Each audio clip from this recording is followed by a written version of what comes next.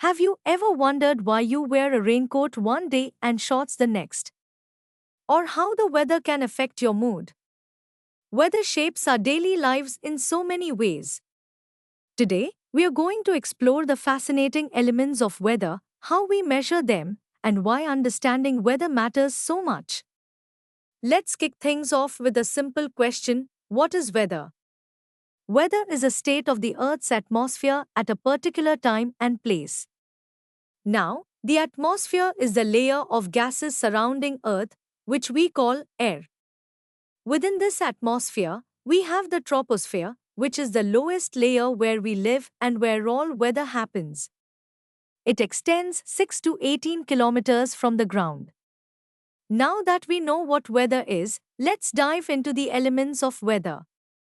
First up, we have temperature, which tells us how hot or cold the atmosphere is. Next is precipitation, which is water falling from the sky as rain, snow, sleet, or hail. Then, there's atmospheric pressure, the weight of air above us, felt on Earth's surface. We also have wind, which is the movement of air, including its speed and direction. Lastly, humidity refers to the amount of water vapor in the air. In the past, people relied on natural signs to forecast the weather. For example, birds flying low, ants carrying eggs, squirrels gathering nuts, frogs croaking loudly, and pine cones opening or closing were all indicators of changing weather. Today, the modern approach is quite different. Scientists now use precise methods to measure and monitor weather elements. Meteorologists predict weather behavior using specialized instruments and data analysis. Speaking of measurement, let's talk about temperature. Various thermometers measure ambient, maximum, and minimum temperatures, with digital thermometers providing more precise data than traditional liquid ones.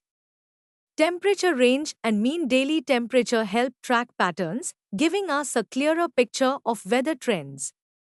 Moving on, how do we measure precipitation? A rain gauge is used to collect rainwater in a cylinder with a funnel. The way it works is simple: water collects in the cylinder with a scale to measure the depth. For example, if we see a 5 millimeters height of collected water, it means there has been 5 millimeters of rainfall in that area. Now, let's understand atmospheric pressure. Barometers are the instruments that measure atmospheric pressure in millibars, MB. The altitude effect means pressure decreases as altitude increases, which is why air gets thinner in mountains. At sea level, there's higher pressure, with the normal measurement being around 10-13 MB. If we see pressure below 1000 MB, it indicates a depression, which could potentially cause storms. Next, let's talk about wind. Wind is simply air moving from high pressure to low pressure areas. The direction of the wind is measured with wind vanes that point toward the wind source. Speed is measured with anemometers in kilometers per hour. Understanding wind is critical for pilots, sailors, farmers, and weather forecasting. Now, on to humidity. The theoretical minimum is air with absolutely no water vapor, which is impossible in nature, while the maximum is air completely saturated with water vapor. For dry conditions, the typical relative humidity range is lower, and for humid conditions, it's higher. Humidity is measured using a hygrometer, and it's important for industrial processes and museums. Weather stations play a crucial role in tracking weather conditions. They combine multiple instruments to measure and track weather conditions at regular intervals.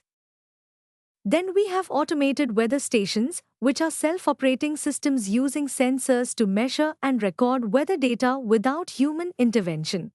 They measure temperature, humidity, wind speed, direction, precipitation, and atmospheric pressure. These stations are used in various fields including agriculture, aviation, navigation, and environmental monitoring. Finally, let's discuss the importance of weather prediction. Meteorologists gather information over long periods using specialized instruments. They analyze this data to study patterns and make predictions.